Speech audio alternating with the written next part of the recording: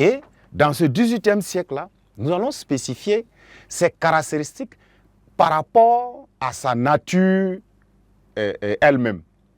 Comment le siècle-là, il est venu avec quel type de renouveau, c'est ce qui va constituer ces caractéristiques et pour lesquelles vous avez par exemple les lumières. Qu'entendent par alors, cette belle manière d'appeler ce siècle-là, on va mettre en premier tiré les lumières. Alors, vous avez remarqué, en fait, c'est l'avènement de l'esprit scientifique. Quand on entend les lumières, c'est parce que ce siècle-là est, d'accord, ou correspond à l'avènement de l'esprit scientifique. Voilà. Rien n'est pesé à la hauteur ou en tout cas à l'aune de la superstition encore, sinon à l'aune de la raison scientifique. Ce que la science ne démontre pas est considéré comme ne pas être existant. Donc on ne va plus supposer les événements qui nous arrivent, on ne va plus supposer voilà, les fonctionnements qu'on ne comprend pas. On va passer tout à la loupe, n'est-ce pas, de la science, d'où la caractéristique principale qu'est l'avènement de la science. Et les mouvements intellectuels vont naître. Les mouvements philosophiques ou les mouvements de philosophes vont naître au cours de ce siècle-là. Et en ce moment, les écrivains sont appelés les philosophes des Lumières. Donc, les écrivains sont dits les philosophes des Lumières.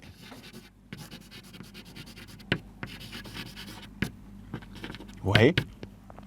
Et en ce moment, seul le regard, ou en tout cas la touche philosophique, d'accord, apporte, c'est-à-dire un talent littéraire à la production artistique que nous faisons. Pour le reste, une production artistique, voilà, ne sera pas différente du classicisme. Est-ce que la profondeur philosophique, le raisonnement profond est remarquable du coup? Oui, on va parler en ce moment, n'est-ce pas, d'une œuvre littéraire. Et ce qu'ils font, en fait, ils critiquent dans leurs écrits. Les écrivains sont dits les philosophes de Lumière, d'accord? Ils critiquent naturellement par leurs écrits, voilà, attention, voilà, ils critiquent. Alors, on va dire des croyances telles que l'obscurantisme. L'obscurantisme.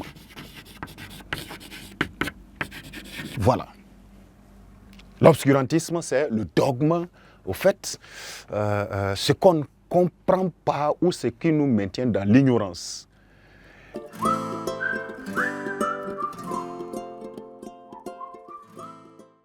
Le rôle des écrivains dans ce siècle-là, c'est de combattre l'obscurantisme, les préjugés.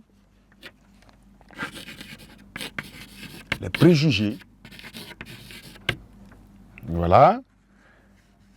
Ensuite, et de promouvoir, et ils promeuvent, on va le dire ainsi, et ils critiquent et ils promeuvent. J'espère que c'est visible. Voilà. Et voilà, ils promeuvent la raison.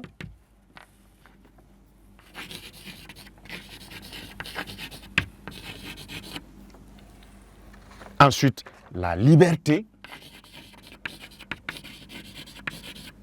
pour le progrès.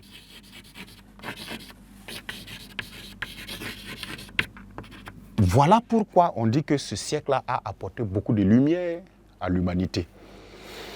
Au fait, on n'est plus pendu pour une sorte de peste où on va dire l'accusation de sorcellerie ou autre. Ça existait dans ces communautés-là, il faut vous détromper. ces dogmes, ces pratiques obscurantistes, etc., où unilatéralement, quelqu'un est condamné vis-à-vis d'un phénomène naturel qui lui est arrivé, on ne peut pas comprendre, et même les premiers qui ont essayé de promouvoir la lumière au sens de l'électricité, on était étonnés, on dit, c'est quel charlatanisme ça, voilà, c'est de l'artificiel, ou en tout cas des artifices qui ne sont pas c'est-à-dire habituels à leurs yeux. Ces gens ont été condamnés d'une manière ou d'une autre avant de se rendre compte que, mais tiens, l'électricité n'est rien d'autre qu'une loi de la physique, ou en tout cas un principe fonctionnant scientifiquement, on peut l'expliquer. On ne s'étonnera plus de pourquoi voilà, des gens peuvent naître à deux, soit les jumeaux. Vous voyez, ces pratiques pareilles sont celles qui sont dites l'obscurantisme, le dogme, au fait, le rejet de ce que l'être humain n'arrive pas à comprendre aussi simplement. Le XVIIIe siècle va s'occuper, n'est-ce pas, de combattre ces manières de faire à travers le principe des lumières, une caractéristique des lumières, l'apport des lumières au fonctionnement de l'humanité. Ce siècle ne s'est pas limité à cela. Et en deuxième caractéristique, en deuxième tiret, nous allons voir l'engagement. Vous voyez, l'engagement.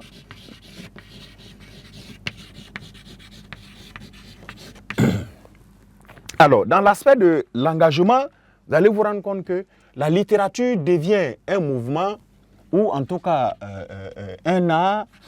La littérature, on va le dire ici, devient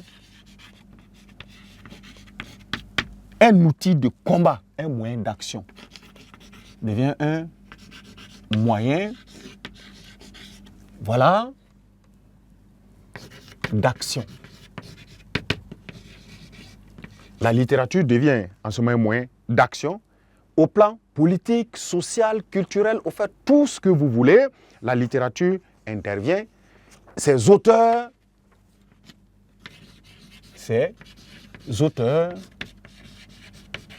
dénoncent,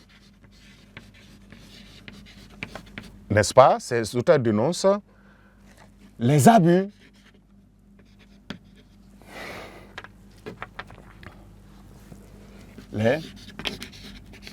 les abus, injustices, les impunités,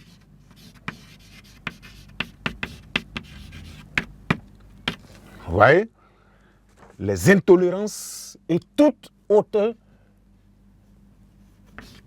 tare sociale que vous pouvez imaginer. Voilà. Donc, toutes les tares sociales vont commencer à être aux abois dans les écrits des auteurs de cette époque-là, en tout cas de ce siècle-là. Et tout ça ajouté à la raison, la prédominance de l'esprit scientifique, etc., pour un monde encore plus rationnel, plus objectivement compréhensible.